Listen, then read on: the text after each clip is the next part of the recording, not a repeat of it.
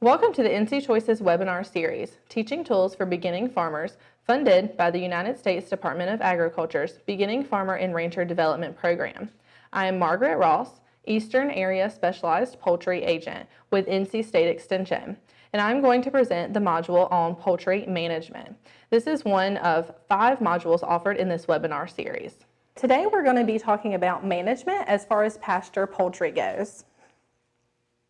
So there are lots of questions that you actually should consider before you just up and go get a couple of birds from your local store down the road. Local ordinances are the first thing that you should consider. Are you allowed to have chickens? Roosters, that's an even more specific question. And are you allowed a specific number of birds? Have you discussed having chickens with your neighbors? Sometimes people have good relationships with their neighbors, sometimes not so much. So adding in any type of stress to a neighbor quarrel could actually be a bad idea. What breed of chicken are you planning to raise? That's important. And then where will you get your birds? Will you order your birds from a hatchery? Will you get them at a local store? Where will you actually go about getting your birds? So this presentation focuses on layers, but obviously dual-purpose birds, meat birds as well as layers. Those are the dual purpose birds, as well as specific meat bird type birds are available too. So choose your breed. So you have all of these beautiful colors that you can pick from as far as layers go. You see a few of them here, and then of course you've got your big beautiful rooster on that top right picture. So again, don't forget before you go into doing this that you decide whether you're able to actually have birds, a specific number of birds, and then especially roosters as well. So there are some breed considerations. So we do have some larger type layer breeds as well as some very small layer type breeds. So it's important that you consider all of those things we've talked about first before you consider the structure and everything that you need to go into your property to get ready for the birds. So some breed considerations include size of the area for the coop and the run that you'll get. How many eggs does your family eat on a daily basis or a weekly basis? And if that's the reason that you're having the birds, you want to make sure that you get enough birds that are laying enough eggs per day where you don't have to purchase eggs elsewhere. It's primarily layer, so you've got a primary layer bird, a primary meat bird, and then dual purpose breeds that we talked about earlier.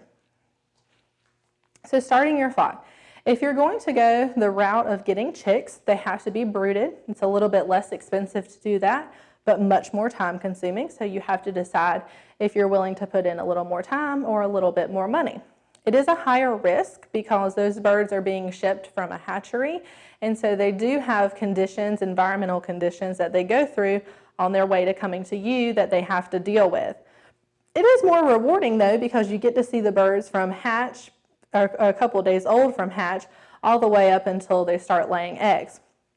Pullets are a little bit older, so they're a little bit more expensive, but they are ready to lay. So you have to decide if you're ready for birds to be coming to your farm or your home and already be ready to lay, or if you're willing to wait a little bit longer for that to happen. So as far as management goes and brooding your chicks, it does require some equipment and some time.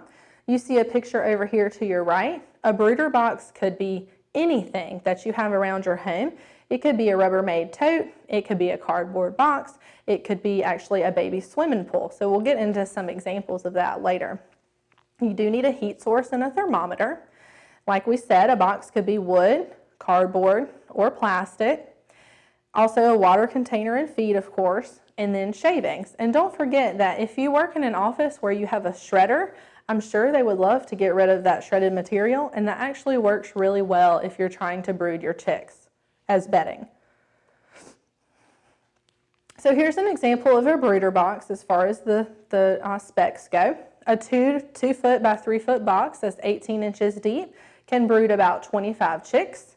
So you would place an absorbent material in the bottom like we talked about, either shavings that you can pick up from a local store, or you can get shredded newspaper.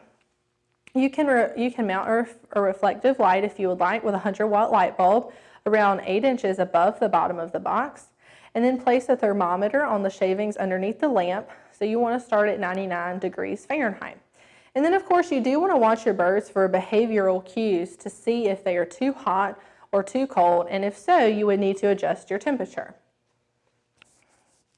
Birds huddled under the lamp are obviously cold, so you can turn up the wattage on that bulb a little bit, or you can move it a little bit closer to them, but obviously you don't want to move it too close to where they could potentially jump up when they get a little bit older and burn themselves.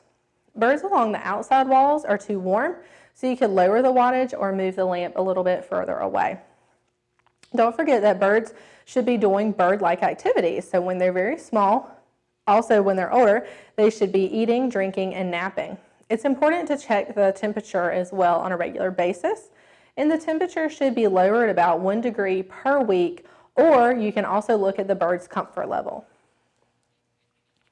Here's a really great diagram of how to figure out if your birds are too hot or too cold, or if you have the temperature correct.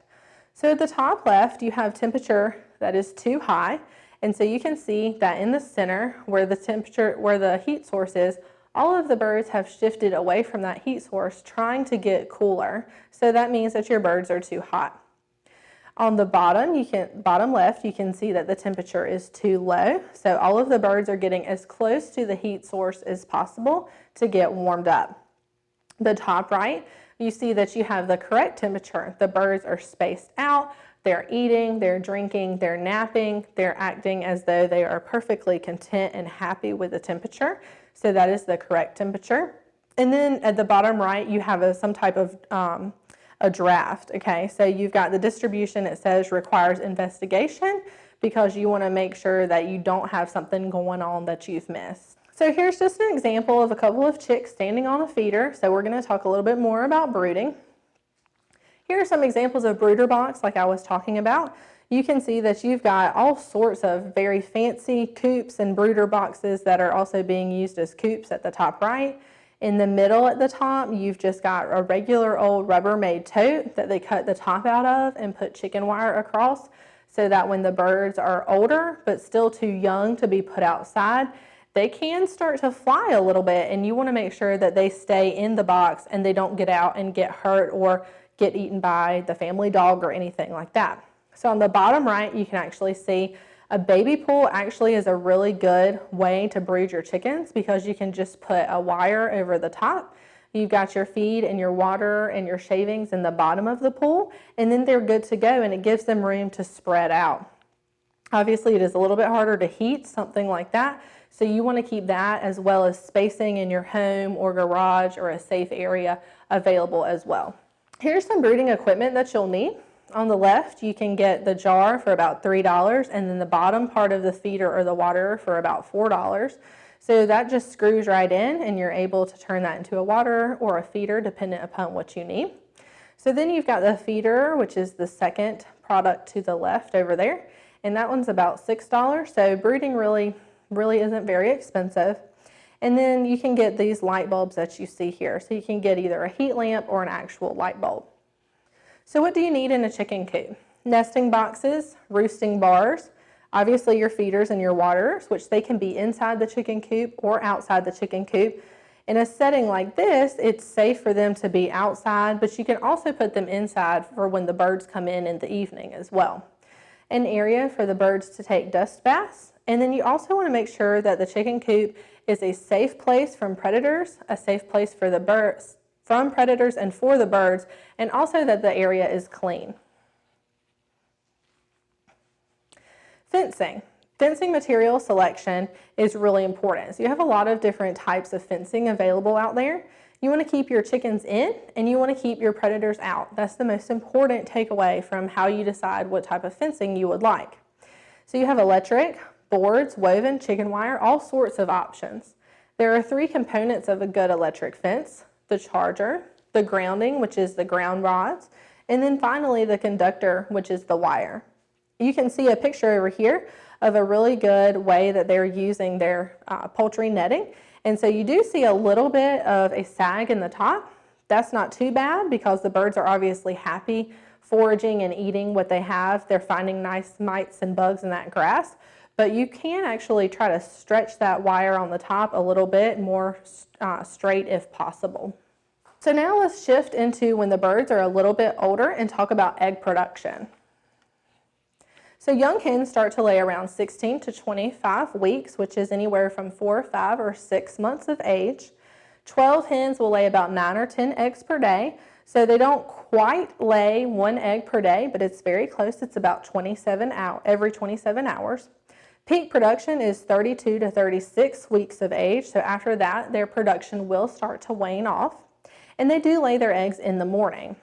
They also do like to make sure that they have a dark, clean, safe, and dry space to lay their eggs.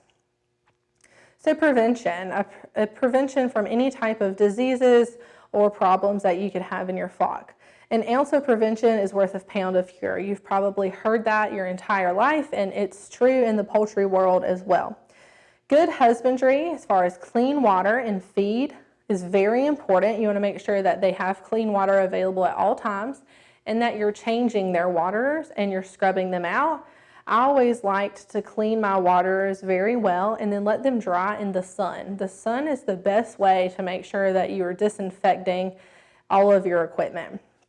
Shelter and daily management are important as well. You make sure that you keep your shelters clean so that you don't have any type of pathogens coming in on a regular basis. And then management on a daily basis of your birds is very important. Looking at your birds, making sure that they have all of the things that they need to survive and to thrive is very important. Sanitation. Cleaning and disinfection of equipment and housing is very important. You want to make sure that, like I just said, that you're cleaning your equipment, you're letting it dry in the sun, and then you're putting it back so that the birds have clean equipment to eat and drink from. Biosecurity is a way that we're able to limit disease challenges. So any type of biosecurity practices you can put in place on your farm will help to lower disease risk to diseases coming in. This is one of my favorite pictures. I know that it's of a pig, however, the point of the picture applies to any species. So in the middle, you see that this child is obviously kissing this pig. And what really gets me is that the parent not only allowed this to happen, which is terrible biosecurity, but also that they took the time to take a picture of this. And that just really blows my mind. So I always use this as a biosecurity not to do picture. So we want to make sure that we're keeping our birds healthy, we're keeping them clean, and that we're also limiting disease factors like we said. So if you know that your neighbor has really awful looking, sick, unthrifty, dirty birds, don't let them come over and visit with your birds because you know that they may have issues on their farm that they're now bringing to your farm. So on the left, you see this is actually a picture of myself, and we were visiting a farm in Georgia.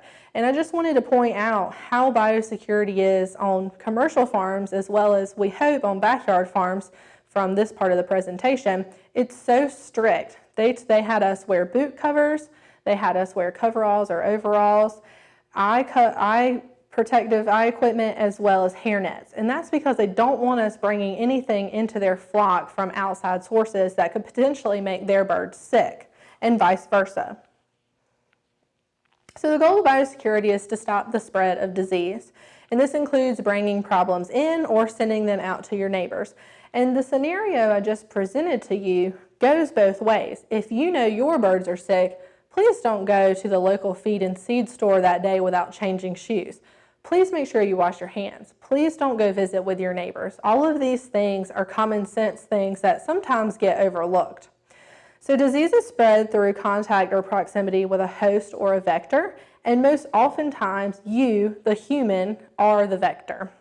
Don't forget hand washing as well. So a vector is any organism that transfers pathogens from one host to another. And like I said, people are most often the worst and the most dangerous vector. Usually this is through mechanical transfer, so on your clothing, your shoes, your vehicles, or equipment. And it's really important that you have a dedicated pair of clothing, a dedicated pair of boots, all of those things you're going to need to take care of your birds, that you have a dedicated pair of those at your back door that only are used for when you're visiting and working and managing your own flock. You don't use those shoes to go to the local feed and seed store right after you've managed a sick bird and now you've spread that potentially to many other flocks in your area. So being mindful of things like that is really important to make sure that you're not spreading disease from one place to another. And also, as I mentioned, the opposite is true. Make sure that you're protecting your own flock from outside sources as well. This picture here is another terrible example of biosecurity. So this child obviously loves this barred rock hen very much, and he's giving her a kiss. But if you notice, her beak is actually inside this child's mouth, and this is not okay. So please don't let your children go out and play with your birds in this manner. Obviously, helping manage them and enjoying them is one of the reasons that you have them, is for enjoyment purposes. But this is a really good example of what not to do as far as biosecurity measures go. Sanitation, as we talked about, is a very important part of making sure that you're doing all you can to make sure biosecurity practices are in place. Cleaning debris and dust from surfaces is important, and proper selection of equipment and materials is also important. Disinfection of equipment and pens, as we talked about, you want to make sure you're doing that on a regular basis, and then also properly proper treatment of your manure is important as well. So what are you going to be doing with your manure? Is it as much of a problem as you thought, or maybe it's not as big of a deal? You're able to put that out in your yard as fertilizer, or what are you going to do with that? And that obviously depends on your situation, your amount of birds, and what if you're in some type of homeowners association or any of those things like that. So again, another quick slide on biosecurity. Always wash your hands after working with your poultry. Shower and change clothes before mingling with other poultry owners. And then of course also before going back home to your own flock. Use boot covers and coveralls or a dedicated set of clothing and shoes like we talked about. And you can see that this family has their poultry boots on the outside of that door, and they're able to use those boots strictly for their own flock's use. Avoid mixing species and ages. So if you are purchasing birds and you already have birds, you want to make sure that you keep them separate for at least 2 weeks before mixing with your flock. And of course, you only want to buy from clean and trusted sources. So limit your visitors and disinfect all equipment when moving from one farm to the next is obviously very important. And then a couple of other tips. Work with your youngest birds first and then your oldest birds. And your sick birds last regardless of age. So you want to make sure that you're not working with your sick birds first, where you're transferring any of their issues, problems, or bacteria to your healthy birds that will now become sick. Of course, wash and sanitize equipment every time, and properly remove and dispose of mortality. And you have to do that 24 hours by law. Also, if you suspect that you have birds that are sick, go ahead and quarantine them, isolate them immediately, and then you can give your local extension agent a call to probably find out what's going on. And if we're not able to help, you always have the opportunity to send those birds up to the lab so that they can be necropsied and find hopefully what the clinical diagnosis is. Another part of biosecurity that's very important is rodent control. So they're vectors for many diseases, and they destroy feed and equipment too. So it's really important that you have proper measures in place for rodent control. Also, controlling insects, which also includes parasites, is very important. Protection from predators, like we talked about. And then also you do want to prevent contact from wild birds, especially during the migratory waterfowl pattern seasons that we have. It's really important that you protect your birds from wild birds, especially ducks and birds, like I said, that are in that migratory waterfowl pattern at that time.